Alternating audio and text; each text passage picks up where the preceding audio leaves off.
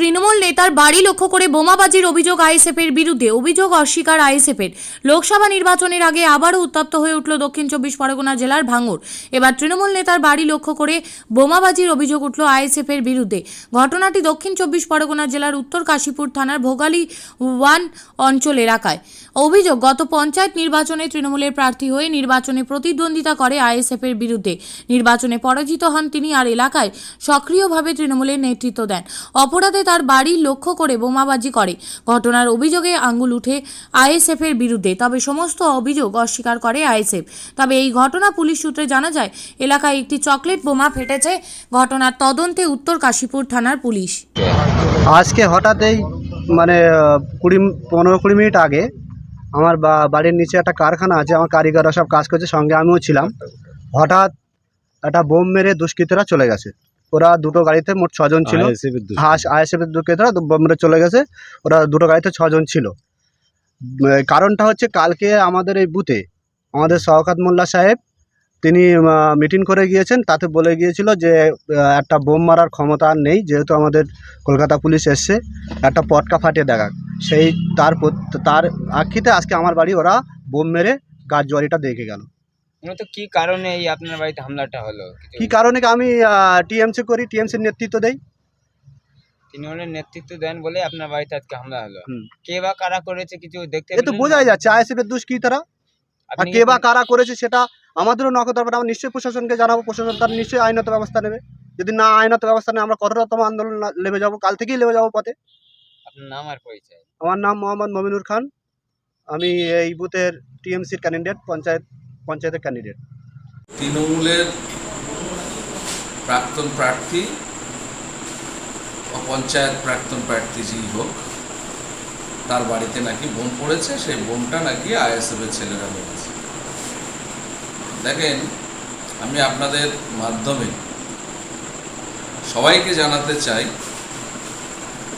এই ধরনের কাজ আইএসএফ কোনোদিন করে না, করার কোনো প্রয়োজন নেই। কারণ আইএসএফের যা সমর্থন ভাঙড়ে আছে, এই সমর্থন আমাদের, এর বেশি সমর্থন প্রয়োজন আর নেই। যে তৃণমূলের মেম্বারকে আমাদের ভয় দেখিয়ে জোর করে আমাদের পক্ষে আনতে হবে, এই ধরনের ধৃষ্টতা আমাদের কোনো পার্টির কর্মী সমর্থন নেতৃত্বদের নেই, আর আমাদের গাইডলাইন সেইভাবে দেওয়া নেই। সর্বৈব মিথ্যা ঘটনা, এবং এই ঘটনা সম্পূর্ণ তৃণমূল কর্মী সমর্থক নেতৃত্বদের নির্দেশে এই ঘটনা ঘটাচ্ছে। ইতিমধ্যে যে উদাহরণ আমরা দেখেছি, যে ফুলবাড়ি গ্রামে একটা দোকান ঘরকে পোড়ানো হয়েছে।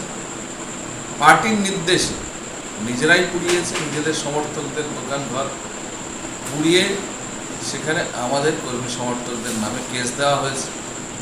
এবং শওকত মোল্লা বলে ধর্মের কল বাতাসে নড়ে, প্রকাশ্য মঞ্চে বক্তৃতার সময় বলেই ফেলেছে, এই ধরনের জঘন্য অপরাধ তৃণমূলের কর্মী সমর্থকদের দ্বারাই সম্ভব। এই কথা শওকত মোল্লা নিজের মুখ থেকে ব্যক্ত হয়েছে।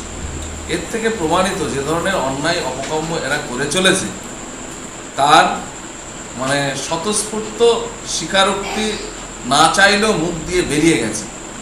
আমি সেই জন্য সাংবাদিক বন্ধুদের উদ্দেশ্যে বলবো, আপনারা হচ্ছে সমাজের একটা পিলার, সত্যকে তুলে ধরা আপনাদের কাজ। আপনারা পারলে তথ্য অনুসন্ধান করুন, কি ঘটনা ঘটেছে। এর সঙ্গে আইএসএফের কোনো যোগসূত্র নেই, এইটুকু আমি বলতে পারি। ধন্যবাদ। দেখুন, আইএসএফ ওরা ভোট আসলে বিভিন্নভাবে বাজার গরম করার চেষ্টা করে। ওদের পায়ের তলার মাটি পুরো সম্পূর্ণভাবে শেষ হয়েছে। এই লোকসভা থেকে ওদের মানে শিকড় পুরোপুরি ভাঙড়ের মানুষ, সাধারণ মানুষ যেভাবে অত্যাচার করেছে, বিগত পঞ্চায়েতে যেভাবে খুন রাহাজানি করেছে ভাঙড়ে, এবং ওরা কোনো রকম সাধারণ মানুষের সঙ্গে থাকে না। সব সময় এইভাবে একের পর এক সন্ত্রাস, একের পর এক বোমা বন্দুকের রাজনীতি ওরা করে। সেই সূত্র ধরে আগামীকালকে, মানে গতকালকে আমাদের এখানে একটা প্রোগ্রাম ছিল, আমাদের একটা কর্মী বৈঠক ছিল। সেখানে আমাদের মাননীয় শওকত মোল্লা, আমাদের মানে ভাঙড়ের অবজারভার, তিনি এসেছিলেন। তিনি তাঁর মূল্যবান বক্তব্য রেখেছিলেন। সেই বক্তব্যের প্রসঙ্গে বলেছিলেন যে এরা আমাদের কলকাতা পুলিশ, কলকাতা পুলিশ এসছে আমাদের এখানে শান্তি শৃঙ্খলা বজায় থাকবে, সেই হিসেবে একটা পটকা যদি মারে তা আমরা প্রশাসন দেখে নেবে, তাই ওরা চ্যালেঞ্জ করে সেটাকে, ওরা যে পাক্কা সন্ত্রাসী তার একটা দৃষ্টান্ত প্রমাণ ওরা দেখিয়ে দিয়েছে। এখন আপনারা কি চাইছেন কি? আমরা আইনের দ্বারস্থ হয়ে দৃষ্টান্তমূলক শাস্তি চাইছি।